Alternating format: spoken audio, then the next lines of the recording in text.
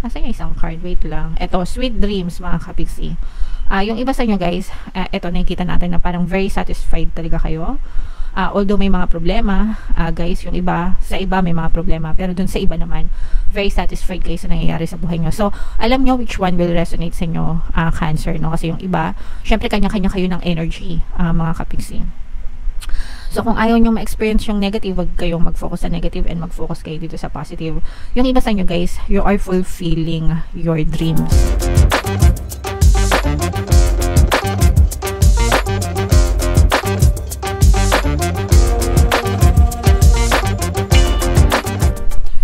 Hello guys, hello Cancer, welcome back to Pinay Pixie Tarot. Ang pamagat ng episode natin for tonight is Bear Months kapalaran para sa Cancer, Sun, Moon, Rising Sign, and Venus. So, ito guys, from September to December to 4 months, magkakaroon din tayo ng last quarter kapalaran. From October to December naman yun. So, antayin nyo yun mga kapiksi.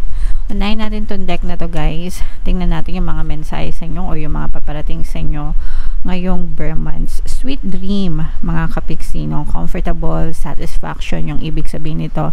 Ibig sabihin nito guys, sa loob ng 4 na buwan, komportable kayo sa inyong pamumuhay, wala kayong masyadong aligaga, hindi kayo masyadong aligaga, mahimbing yung tulog nyo kasi nga komportable kayo, kasi payapa kayo mga kapiksi. Okay?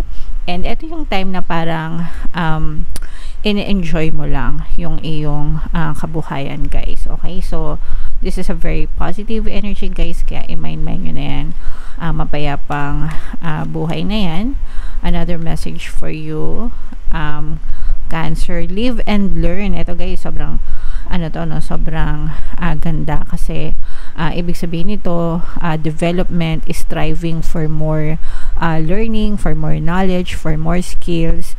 Kumbaga parang ito yung time na nag-aaral ka pa, hindi pwedeng literal na nag-aaral yung iba sa inyo, no? Talagang pwedeng literal na mga estudyante kayo. Yung iba naman parang nag-aaral pa kayo ng kung ano pa yung pwede nyong gawin sa buhay nyo para lalo pa kayong mag-develop, ma-develop, diba? Or mag-develop, lalo pa kayong mag-grow, mag-mature, madagdagan yung mga kaalaman nyo, yung mga skills nyo, guys. Kasi yung skill set, no?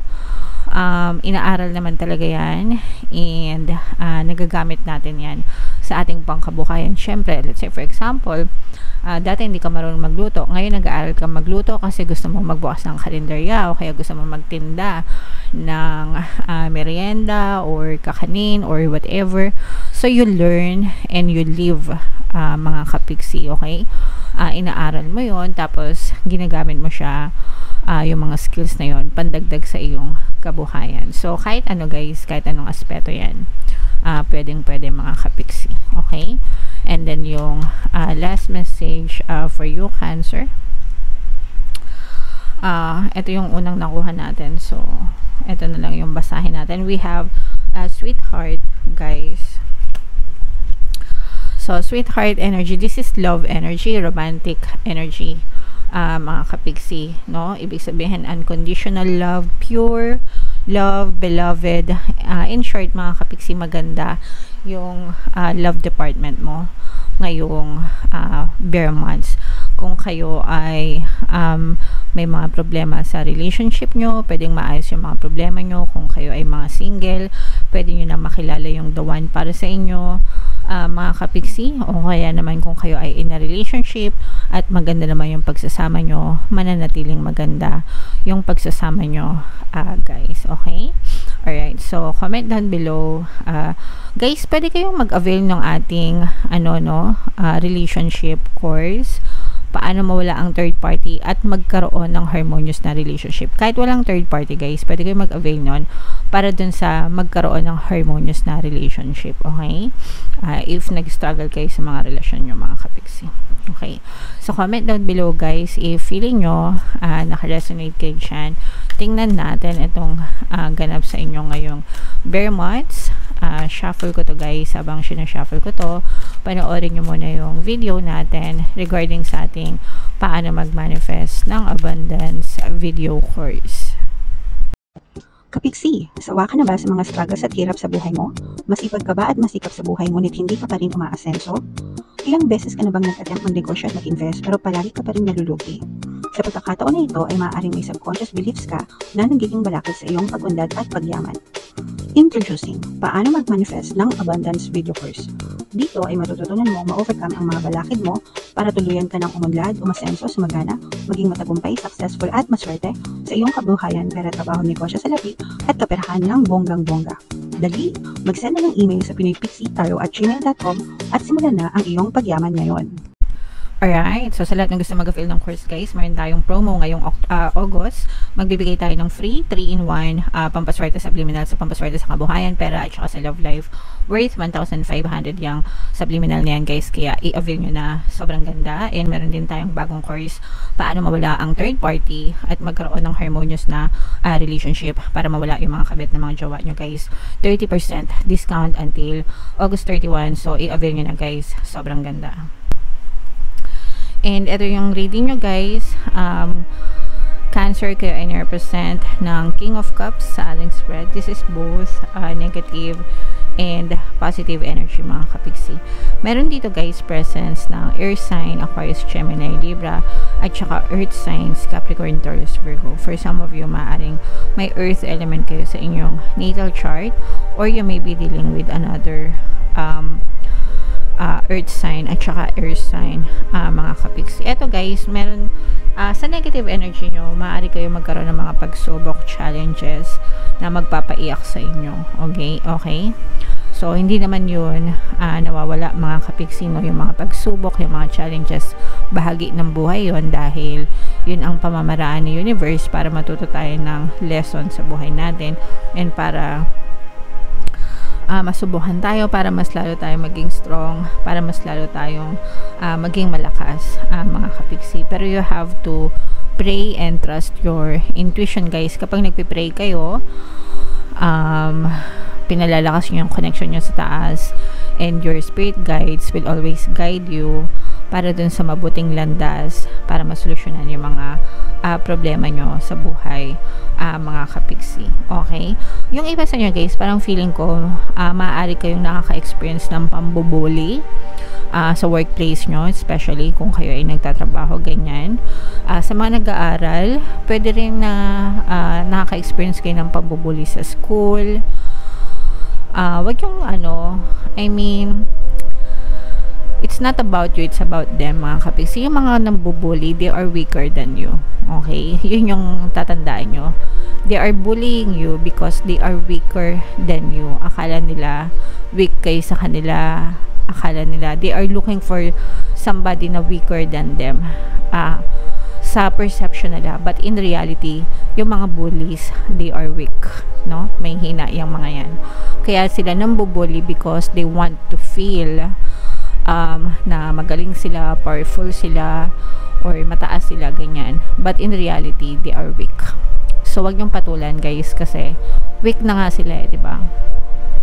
And it doesn't make you weaker than them, okay? So, ipag-pray natin sila na sana maging mapayapa sila para hindi sila mambuli, mga kapiksi. Pero kapag nakakasira na sa inyo, nakakasakit na sa inyo, ganyan, you should take necessary actions. Isumbong nyo, guys, para sa legal na pamamaraan, okay? Pwede nyo ipabarangay or isumbong nyo sa mga nakakatanda or kausapin nyo, ganyan. Tell them na mali yung ginagawa nila, okay? Sa maayos na paraan, guys, hindi sa galit na paraan, sa maayos na paraan, mga kapiksi, okay? Comment down below, guys, if feeling nyo nakaresonate ka.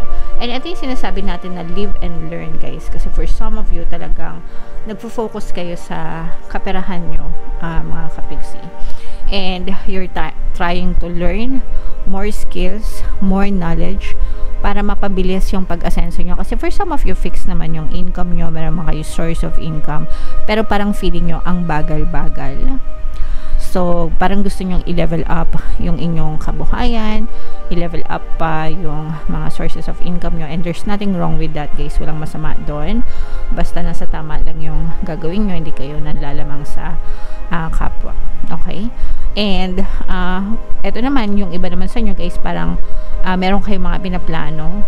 These are big plans. Mga big plans ito, mga kapiksi. Pero parang you're still weighing yung mga pros and cons, no?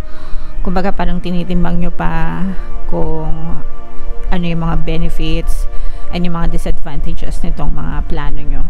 So, okay lang yan guys, take your time sa pagpaplano kasi importante talaga na pinaplano nating mabuti yung mga gagawin natin sa buhay guys. Okay? So, what else? Tingnan pa natin. So, meron talagang problema yung iba sa inyo. Mabigat yung pinagdadaanan. Mga kapiksi, for some of you, maaaring may mga pinagsisihan kayo na nagawa nyo in the recent past. Yung iba guys, pwedeng karma din ito. Yung mga negative circumstances na na-experience nyo ngayon, pwedeng dulot din ng bad karma nyo or karmic debts. Ngayon kayo sinisingil ni universe, mga kapiksi. So, kailangan nyo ng kawang gawa, guys, charity, para mabayaran nyo yung mga karmic debts nyo, mga kapiksi. On the good side naman, syempre kapag may negative, may positive, guys. So, merong positive dito. Again, guys, yung mga single natin mga kapiksi, no? Sabi ko nga sa inyo, kung kayo ay single, maaari kayong makakalala ng the one para sa inyo. So, maaaring may kumatok na lover sa inyo, and kung kayo naman ay currently in a relationship na, lalo pang tumitibay yung yung relationship nyo ng iyong partner or specific person, lalo pang nag-strengthen yan. Actually, yung inyong person ang nagsisilbing inspiration nyo, no? Parang sila yung nagbibigay sa inyo ng inspiration, mga kapiksi. Asa yung isang card? Wait lang. Ito, sweet dreams, mga kapiksi. Yung iba sa inyo guys, ito nakikita natin na parang very satisfied talaga kayo. Although may mga problema, guys, yung iba, sa iba may mga problema, pero dun sa iba naman, very satisfied kayo sa nangyayari sa buhay nyo. So, alam nyo which one will resonate sa inyo, Cancer, no? Kasi yung iba, syempre kanya-kanya kayo ng energy, mga kapiksi.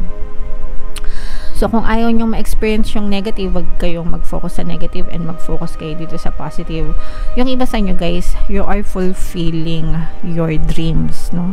Ibig sabihin, unti-unti nyong natutupad yung mga pangarap nyo, little by little, mga kapiksi. So, syempre guys, persist lang kayo. Ayan, no? Palaban, yeah. Palaban energy, mga kapiksi. Kumbaga ito, hindi kayo magpapa suko sa mga hamon ng buhay. Palaban, brave, courageous energy, mga kapiksi. Okay? And this is an earth sign energy guys, Capricorn, Taurus, Virgo. So for some of you, pwedeng may ganyan kayo sa inyong natal chart. And ito nga yung sinasabi natin na love confession, mga kapiksi. Love confession. Love, love, love. So, meron talagang maaaring may magparamdam sa inyo, guys. Okay? So, ito guys, i-mind man yan. Mind, love confession. Ito, dreams. Fulfilling your dreams. Yan, i-mind man yan, guys, sa comment section. And, i-mind nyo rin na sana malampasan nyo itong mga problema. Kasi yung iba, meron talaga mga problema, Cancer. So, i-mind nyo na sana malampasan nyo yung mga problema na yan. Okay? So, comment down below, Cancer, if feeling nyo naka-resonate kayo dyan. And huwag nyong kalimutan guys, makinig ng ating mga pampaswerte subliminals para matulungan kayo na gumaan yung buhay nyo. Ito yung playlist, mga kapiksi, pakinggan nyo para makatulong sa inyo. And ito naman yung ating success stories ng paano mag-manifest ng abundance video course. Click here to subscribe guys, and click here to join our membership program. Thank you for liking, sharing, and subscribing, and see you again next time. I love you all. Have a nice day. Bye-bye.